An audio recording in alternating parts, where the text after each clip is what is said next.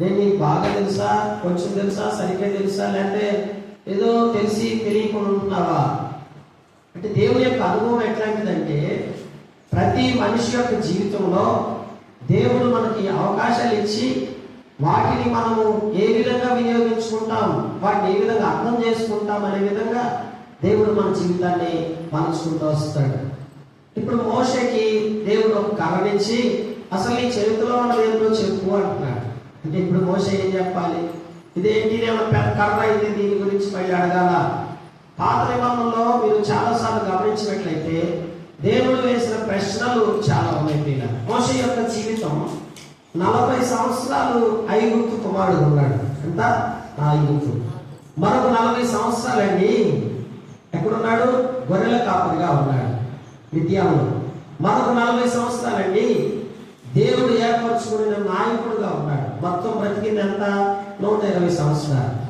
ఈ 120 సంవత్సరాల్లో 40 సంవత్సరాలేమో ఐగుప్తు రాణి యొక్క కుమారుడుగా ఉన్నాడు.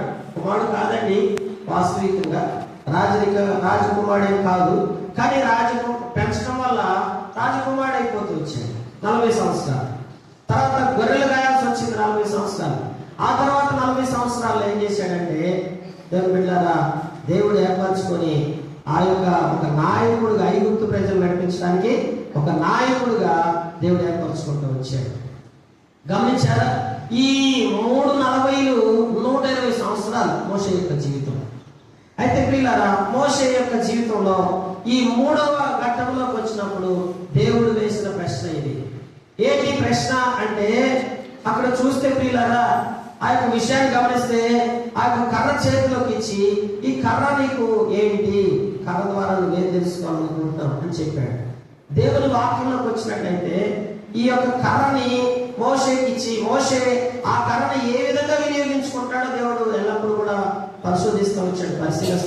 కర్రే కాదండి, మీరు గమనిస్తే చూడండి, దావీదు చేతిలో ఒక రాయి ఉంది, అవునా? దావీదికి వడిసెల రాయి బాగా ఉపయోగపడింది. దావీదికి సరైన టైంలో ఉపయోగపడుతూ వచ్చింది. అలాగే ఇప్పుడు మోషే చేతిలో ఇచ్చిన కర్ర దేవుడు దానిలో తన మహిమను ఉంచడాన్ని బట్టి మోషే తన కర్రని బాగా వినియోగించుకున్నాడు.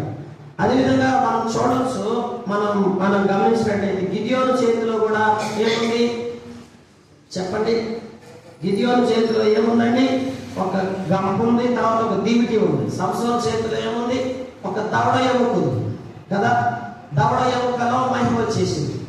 అలాగే గిద్యోను చేతిలో ఉన్నటువంటి దివిటికి మహిమ వచ్చేసింది. అలాగే మీరు కొత్త నిబంధనలోకి వచ్చేసరికి యేసు ప్రభువు వారు ఒక కొండ మీద ప్రార్థన చేస్తూ వచ్చినప్పుడు ఒక చిన్న పిల్లవాడి దగ్గర ఎన్ని ఉన్నాయి? 5 రొట్టెలు.